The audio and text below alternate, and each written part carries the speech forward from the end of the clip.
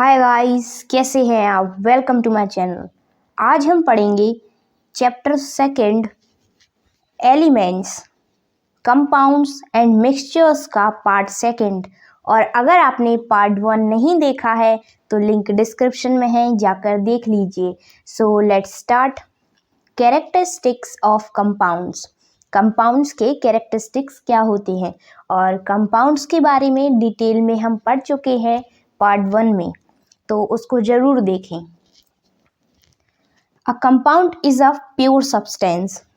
Compound pure substance होता है और एलिमेंट भी प्योर सब्सटेंस होता है। A compound has same composition and same properties, means it is homogeneous. बच्चों, जिसमें सेम कॉम्पोजिशन हो जिस भी सब्सटेंस में और जो सेम प्रॉपर्टीज को फॉलो करता हो उसको हम होमोजीनियस कहते हैं। तो कंपाउंड होमोजीनियस है। A compound has distinct property as the original compound lose their individual properties. बच्चों, जो कंपाउंड होता है वो डिफरेंट होता है उन प्रॉपर्टीज से जिससे कि वो पहले था। रिएक्शन के पहले जो प्रॉपर्टीज थी उनको वो लॉस कर देता है।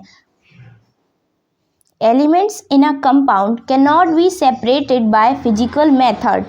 For example, iron cannot be separated from iron sulfide with a magnet. जो elements होते हैं बच्चों कंपाउंड्स में, उनको हम सेपरेट नहीं कर सकते फिजिकल मेथड से।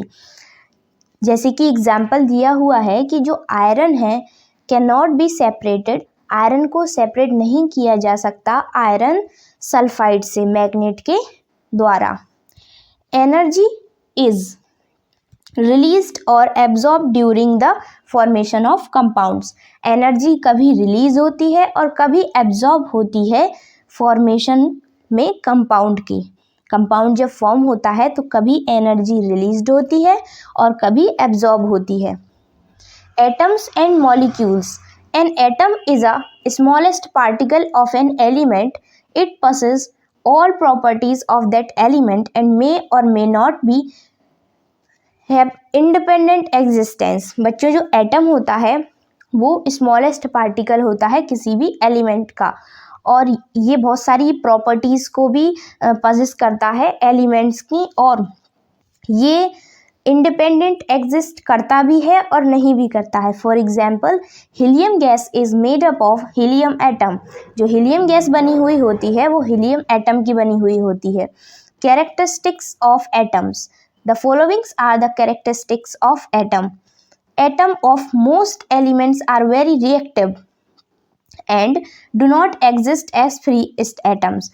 बच्चों, जो एटम्स होते हैं वो मोस्ट एलिमेंट्स के बहुत ही रिएक्टिव होते हैं, ज़्यादातर एलिमेंट्स के बहुत रिएक्टिव होते हैं और ये एग्जिस्ट फ्री नहीं कर पाते, ये फ्रीली एग्जिस्ट नहीं कर पाती कुछ एटम्स के, जो कुछ एटम्स होते हैं एलिमेंट्स के। Atoms of one elements are alike. जो एटम होते हैं वो वन एलिमेंट के सेम होते हैं and they differ by properties such as shape, size, mass from the atom of other element. But अगर कोई अदर एलिमेंट है तो उसका एटम डिफरेंट होगा और जो अपना दूसरे का एलिमेंट है वो अलग होगा। किससे? शेप अलग होगा, साइज अलग होगा और उसका मास भी डिफरेंट होगा। An atom maintains its properties through all physical and chemical changes. Molecules. It is the smallest particle of an element or a compound that has independent existence and so all the properties of their substance. बच्चों, जो molecule होता है वो smallest particle होता है element का या फिर कंपाउंड का, बट ये इंडिपेंडेंट एग्जिस्ट कर सकता है और ये सभी प्रॉपर्टीज को शो करता है सब्सटेंस की। For example, oxygen gas is made up of oxygen molecules. Oxygen gas जो बनी हुई होती है वो ऑक्सीजन मॉलिक्यूल्स की बनी हुई होती है और जो ऑक्सीजन मॉलिक्यूल्स बने हुए होते हैं वो ऑक्सीजन एटम से बने हुए होते हैं। Characteristics of molecules. मॉलिक्यूल्स के कैरेक्टरिस्टिक क्या है? The followings are the characteristics of a molecule. A molecule of a compound has some atoms of different elements combined in fixed whole number ratio. बच्चों जो मॉलिक्यूल होता है किसी भी compound का, वो एटम, उसके अंदर एटम्स होते हैं बट वो डिफरेंट होता है दूसरे एटम से, बट जो मॉलिक्यूल है उसमें एक फिक्स्ड होल नंबर रेशियो होता है जो कि सेम होता है एलिमेंट में।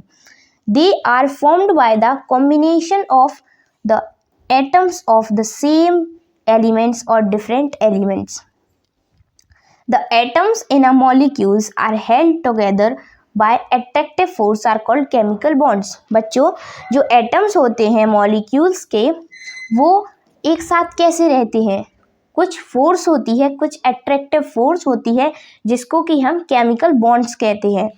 उन्हीं के द्वारा ये एक साथ रहते हैं, मॉलिक्यूल्स एक साथ रहते हैं, मॉलिक्यूल्स के एटम एक साथ जॉइंटेड रहते हैं। A molecule of a substance can be represented by molecular formula। और जो मॉलिक्यूल होता है किसी भी सब्सटेंस का, वो मॉलिक्यूलर फॉर्मूला के द्वारा रिप्रेजेंट किया जाता है। एनर्जी इज आइदर एब्जॉर्ब्ड और evolved when a compound is form. जब भी कंपाउंड फॉर्म होता है तो एनर्जी एब्जॉर्ब होती है कभी या फिर इवॉल्व्ड होती है। Atomic architecture. Atoms are the fundamental building blocks of chemistry. Atoms जो होते हैं बच्चों, वो कह सकते हैं कि बेसिक पार्ट है, बिल्कुल छोटा पार्ट, जिससे कि फंडामेंटल जो केमिस्ट्री बनी हुई है, जो केमिस्ट्री बनी हुई है, तो बिल्डिंग ब्लॉक का काम एटम्स ही निभाते हैं। An atom has an internal structure. Atom का भी इंटरनल स्ट्रक्चर होता है। The internal structure of atoms of a particular chemical element differ from that atoms of other element. जैसे बच्चों किसी भी चीज़ का एटम है, जैसे ऑक्सीजन का जो एटम है वो हीलियम के एटम से डिफरेंट है। एलिमेंट्स जो अगर, लेकिन जो ऑक्सीजन है, ऑक्सीजन का एटम ऑक्सीजन के एटम से सेम होगा, वो दोनों ही सेम होगी, आइडेंटिकल होंगे। बट जैसे कि एक ऑक्सीजन का एटम है और दूसरा हीलियम का एटम है, वो दोनों ही स्ट्रक्चर में डिफरेंट होंगे।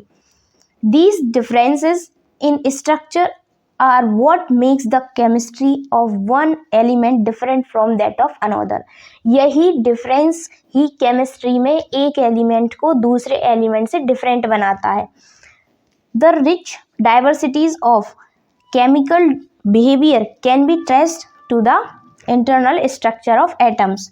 और कैसे पता करें कि केमिकल बिहेवियर कैसा है? इन्हीं इंटरनल स्ट्रक्चर से पता चलता है एटम्स के। देखिए यहाँ क्या है, ball and stick model. Ball and stick models क्या होते हैं?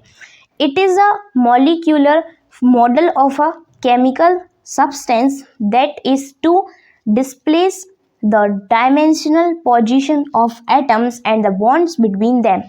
बच्चों जो मॉलिक्यूलर मॉडल्स होते हैं, ये रिप्रेजेंट करते हैं मॉलिक्यूल मॉडल्स को केमिकल सब्सटेंस से, जैसे कि उनका जो डायमेंशनल पोजीशन होता है, ये डिस्प्ले करते हैं डायमेंशनल पोजीशन को, कि ये कैसे अरेंज होते हैं, एटम्स कैसे अरेंज होते हैं और एक दूसरे से बॉन्ड से कैसे जुड़े हुए होते हैं, एक दूसरे से बॉन्ड से कैसे जुड़े हुए होते हैं। जैसे कि आपको सिंगल बॉन्ड दिख रहा होगा, उसमें H और H के बीच में एक स्टिक है, स्टिक लाइक स्ट्रक्चर। ये स्टिक नहीं है बच्चों, ये बॉन्ड है। हमने अभी पढ़ा था कि क्या मतलब वो होती है, अट्रैक्टिव फोर्स होती है जिससे कि दो एटम जुड़े हुए होते हैं, तो वो यही बॉन्ड्स होते हैं। ओके, तो ये जो स्टिक लाइक स्ट्रक्चर है यही बॉन्ड है। Spheres connected by rod. ये स्फीयर है H और H के, ये स्फीयर हैं H और H के, और ये कनेक्टेड हैं एक स्टिक लाइक स्ट्रक्चर से, रॉड लाइक स्ट्रक्चर से, जो कि रिप्रेजेंट कर रहे हैं बॉन्ड्स को। Typical represent the atom. और ये दोनों ही मिलकर क्या रिप्रेजेंट कर रहे हैं? एटम को, एक एटम को। The molecules, the models of compound such as H2, N2 and O2 using balls and sticks are. Hydrogen और हाइड्रोजन में बच्चों सिंगल बॉन्ड है, like this H and H, ये सिंगल बॉन्ड है, इसको क्या कहेंगे हम? Single bond. और O यानी ऑक्सीजन में डबल बॉन्ड है, जैसे कि ये एंड 2 स्टिक्स बिटवीन देम, तो ये डबल बॉन्ड है। और N एंड N में ट्रिपल बॉन्ड है, इसमें 3 स्टिक्स है मीन्स 3 बॉन्ड है, तो इसको हम ट्रिपल बॉन्ड कहेंगे। ये आपको बेटर अंडरस्टैंडिंग तब होगा जबकि आप इलेक्ट्रॉनिक कॉन्फ़िगरेशन बहुत अच्छे से सीख जाएंगे, पीरियोडिक टेबल सीख जाएंगे। तो अभी के लिए बस इतना ही, आप अच्छे से समझ लीजिए कि बॉन्ड होता है कैसा, स्टिक लाइक स्ट्रक्चर, और जो स्फीयर्स होते हैं वो एटम्स को रिप्रेजेंट करते हैं। स्ट्रक्चर ऑफ एन एटम, अब एटम का स्ट्रक्चर हम बहुत बार पढ़ चुके हैं अपनी क्लासेस में। An atom contains a core called the nucleus.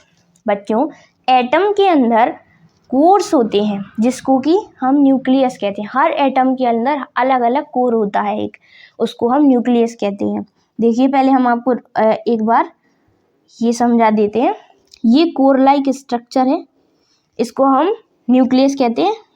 Okay, और न्यूक्लियस में क्या क्या होता है? न्यूक्लियस में प्रोटॉन्स होते हैं मीन्स पॉजिटिव चार्ज पार्टिकल्स, और क्या होते हैं? न्यूट्रॉन्स। न्यूट्रॉन्स मीन्स इनका कोई चार्ज नहीं होता, ना ही ये पॉजिटिव होते हैं ना ही ये नेगेटिव होते हैं, एज अ वैल्यू इसको 0 माना जाता है। ओके, और जो ये ऑर्बिट्स पर घूम रहे हैं ये क्या है? ये है इलेक्ट्रॉन्स। ये जितने भी घूम रहे हैं ये है इलेक्ट्रॉन्स, और इलेक्ट्रॉन्स कैसे होते हैं? Negative charge particles. और ये क्या है? ऑर्बिट। जिस पाथ पर वो घूम रहे हैं, राउंड कर रहे हैं, उस पाथ को हम ऑर्बिट कहते हैं। अब देखिए, the nucleus contain protons and neutrons. Nucleus क्या क्या कंटेन करता है? प्रोटॉन्स और न्यूट्रॉन्स को। Protons are positively charge particles and neutrons have no charge. The negatively charge particles called electrons moves around the nucleus in orbits. Difference between an atom and a molecule. Atom is a smallest particle of an element. जो atom होता है बच्चों, वो smallest particle होता है किसी भी element का। Molecule is a group of 2 और मोर atoms combined together so it is bigger. बच्चों, मॉलिक्यूल जो होता है वो 2 या 2 से ज़्यादा एटम से मिलकर बनता है, इसलिए ये थोड़ा सा बड़ा होता है एटम के कंपैरिजन। एटम जो होता है वो मॉलिक्यूल के कंपैरिजन छोटा होता है। Atoms consist of a nucleus. Atom क्या कंसिस्ट करता है? न्यूक्लियस। न्यूक्लियस में क्या क्या होता है? Protons and neutrons and electrons. Electrons कहाँ होते हैं? ऑर्बिट्स पर। बट एटम में क्या क्या चीज़ें प्रेजेंट होती हैं? प्रोटॉन्स, न्यूट्रॉन्स एंड इलेक्ट्रॉन, ये 3 मेन चीज़ों से बना हुआ होता है। Molecules consist of combination of 2 or more like and different atoms chemically bonds together। और जो मॉलिक्यूल बना होता है वो 2 या 2 से ज़्यादा किससे बना हुआ होता है? एटम से। ओके, जो कि केमिकली बाउंड होते हैं एक दूसरे से। Atom can neither be seen through necked eyes nor through magnifying microscope. जो एटम होता है उसको ना ही हम अपनी नेक्ड आइज से देख सकते हैं और ना ही मैग्नीफाइंग माइक्रोस्कोप से देख सकते हैं। Molecule is not visible to a naked eyes while it can be seen through highly magnifying microscope. हम मॉलिक्यूल को विजिबल नहीं कर सकते, किससे? ये विजिबल नहीं होता नेक्ड आइज से, और इसको विजिबल किया जाता है, इसको सीन कर सकते हैं हम किससे? मैग्नीफाइंग माइक्रोस्कोप से। और एटम में हमने क्या सीखा कि एटम को ना ही हम नेक्ड आइज से देख सकते हैं और ना ही मैग्नीफाइंग माइक्रोस्कोप से। बट मॉलिक्यूल को हम नेक्ड आइज से तो नहीं देख सकते, बट हाईली मैग्नीफाइंग माइक्रोस्कोप से देख सकते हैं। Atoms can not be further divided. Atoms को फर्दर डिवाइड नहीं किया जा सकता। Molecules can further be divided to give individual atoms. But molecules को फर्दर डिवाइड किया जा सकता है। एटम्स मे और may not live have an independence existence. Atoms कभी कभी इंडिपेंडेंट एग्जिस्ट करते भी हैं और कभी कभी नहीं भी करते। For example, an atom of oxygen has no independent existence. बच्चों, जो एटम्स होता है किसका? ऑक्सीजन का। जो ऑक्सीजन का एटम होता है वो इंडिपेंडेंट एग्जिस्ट नहीं कर सकता। अकेला एग्जिस्ट नहीं कर सकता, उसको दूसरे ऑक्सीजन एटम की नीड होती है, ज़रूरत होती है। Molecules are capable of having an independent existence, but जो मॉलिक्यूल्स होते हैं वो कैपेबल होते हैं कि वो इंडिपेंडेंट एग्जिस्टेंस कर सकें, वो इंडिपेंडेंट है।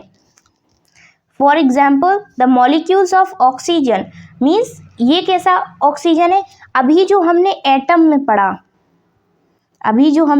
में पढ़ा वो क्या है, एटम, वो है एटम ऑक्सीजन का, बट अब क्या है, मॉलिक्यूल है।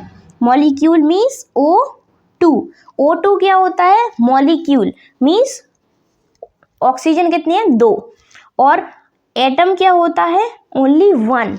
ओके, आपको अब इसमें डिफरेंस समझ में आया होगा कि जो हमने एटम में पढ़ा O यानी ओनली O, ये क्या था, एटम, और O2 क्या हुआ, मॉलिक्यूल्स। ये 2 ऑक्सीजन से मिलकर बना है, ये इंडिपेंडेंटली रह सकता है, ओके, एग्जिस्ट कर सकता है।